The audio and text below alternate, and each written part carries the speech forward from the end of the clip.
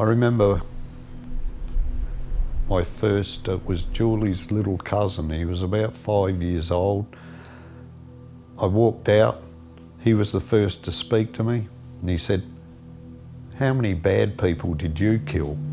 They were the first words I got when I arrived back.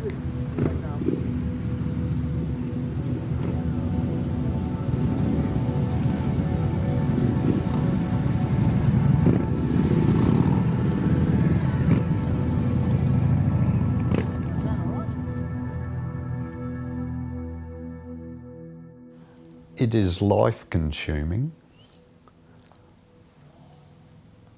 It's soul-consuming.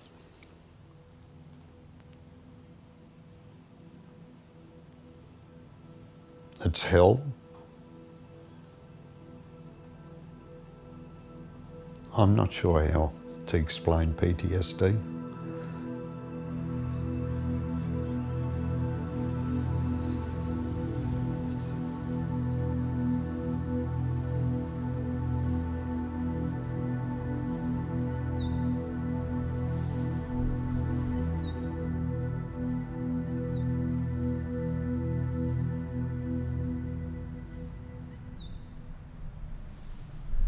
You look at people and you want to kill them. You want to force your hand into their chest and rip their heart out. You want to smash into them in your car. It's just a horrible disease, PTSD. Just horrible. I was conscripted into national service, and but basically it was a lottery, and it was your birthday date was pulled out of the barrel, and that was it. You got a letter to go to report to Marrickville to be in national service for 2 years. Yeah, Rex was good fun, you know. He was very caring, because I don't think he had many girls in his life either. So, yeah, Rex was a lot of good fun. When I went to Vietnam, I was 20 years old. So, a 20-year-old at that age thought this will be a bit of an adventure. And it was. When I went into the army, I had no realisation of what war was, what the army was, what would happen. I just lived for the day, being that age.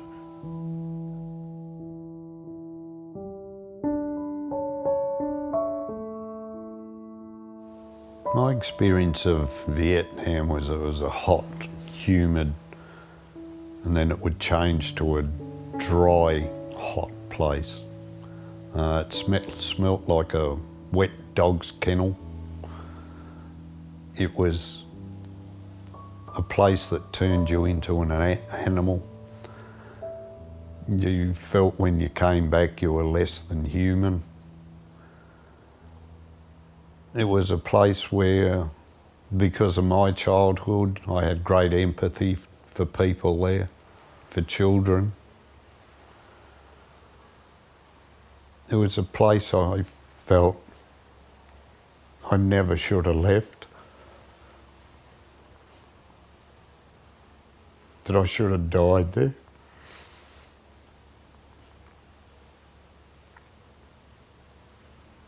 I still feel that way.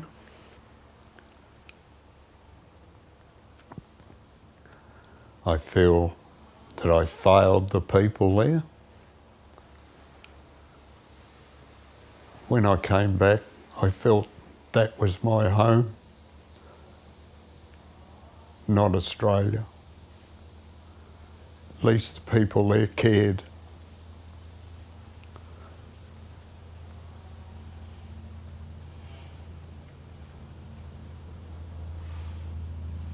We were walking down Cronulla not long after Rex got home from Vietnam, and a jackhammer started up where someone was just jackhammering into the concrete somewhere around us. And Rex hit the ground. You know, he just completely lost it and hit the ground as if someone had thrown a grenade or something at him. And I just stood there. I didn't know what to do. I had no idea what was wrong with him. He didn't know what was wrong with him. in a way I was embarrassed. Now it wouldn't worry me at all because I know what's going on, you know, but yep, I was embarrassed.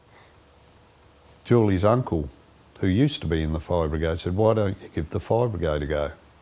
He said, it's a good, stable job, money's not too bad, make a future of it.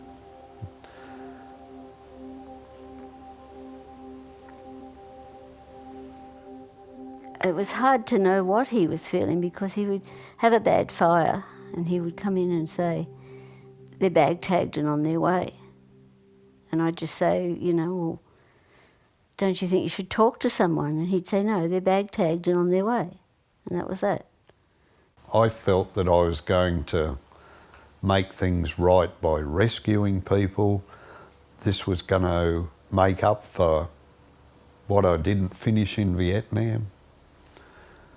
The kids that were left behind then, I tried to adopt one of the Vietnamese kids when they came over here, but I don't think they let Vietnam veterans adopt the kids. So that was going to make up for it all. I was going to be one of those hero firefighters that save people. It didn't work out that way either. So. Her name was Heidi Kim, in a fire, and he actually stood on her hand. He apparently had stepped over her to start with, and then when he was backing out, because he knew he had to find there was 2 kids there, he stood on her hand. And when he looked down, he could see her face burnt, you know, with no eyebrows, no eyelashes and all that sort of thing. And that made him then go and seek another job in the fire brigade. You joked about things, you talked about things, and then you pushed it back down. It was no longer there, you moved on to the next thing.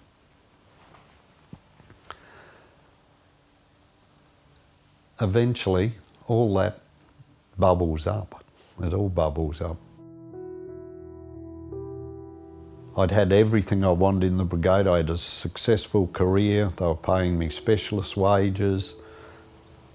Suddenly they gave me something that I'd set as a goal, but I never realised that I would ever have possibly get to that goal. And that was the Australian Fire Service Medal, the Queen's Birthday Honour.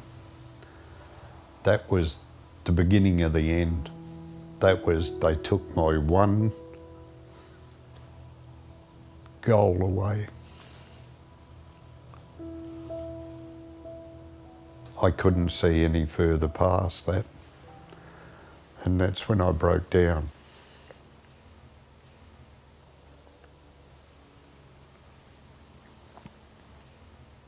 The clubhouse does heaps for their members because they understand one another, they understand what each one's been through, and it gives them a chance to be with somebody that really does understand what you have been through, and you know, they enjoy their bike rides and what have you. So yeah, the club has really given me back Rex. It's very hard when they're doing the biking bashing, especially the government and the police, because they see the patch on your back and immediately they think bikies. They're all bikies, which we're not. And you just feel a part of something, you know, you feel a part of a brotherhood. You're there to help people, people help you. It's just something that you totally missed after you got out of the army, the camaraderie, or camaraderie, and just the brotherhood that you have in the club. So in a way it does make them feel normal, but it also gives them someone else to talk to.